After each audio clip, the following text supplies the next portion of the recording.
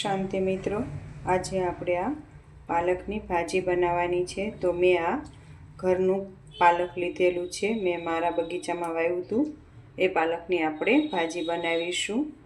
તો મેં તેલ મૂકી દીધું છે। હવે આપણે એમાં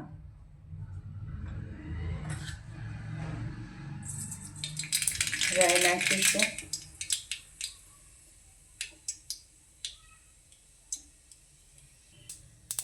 હવે આપણે એમાં થોડું જીરું નાખીશું। રાઈ હાવ ફૂટી જાય પછી જીરું નાખવાનું છે। ચપટી હિંગ નાખીશું અને હળદર નાખીશું। પછી આપણે એમાં જે આ પાલક 2-3 પાણીએ આપણે ધોઈને રાખ્યું હતું,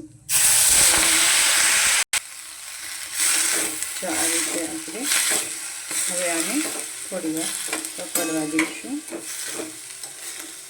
આમાં આપણે પાણી નથી નાખવાનું, આ એમનામ ભાજી આપણી રેડી થઈ જશે।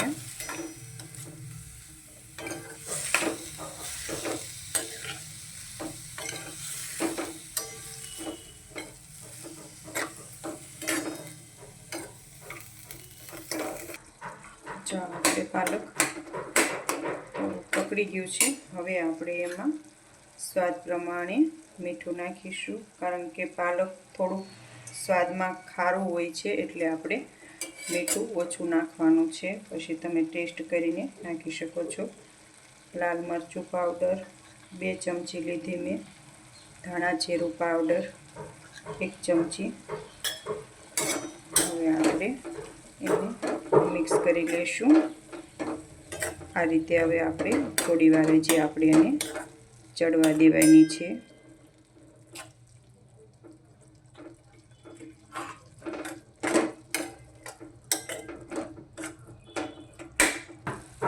જો આપણે ભાજી સરસ તૈયાર થઈ ગઈ છે પાલકની। હવે આપણે જો હું આવી રીતે રળતી રાખવાની છું, આમ કોરી નથી પાડવાની। હવે આપણે ભગવાન માટે લઈ લઈએ।